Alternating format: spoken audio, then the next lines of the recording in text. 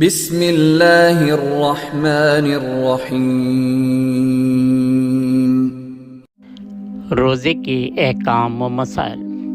عبداللہ بن عباس رضی اللہ عنہ نے کہا، نبی کریم صلی اللہ علیہ وسلم سخاوت اور خیر کے معاملے میں سب سے زیادہ سخی تھے، اور آپ صلی اللہ علیہ وسلم کی سخاوت اس وقت اور زیادہ بڑھ جاتی تھی جب جبرائیل علیہ السلام آپ سے رمضان میں ملتے۔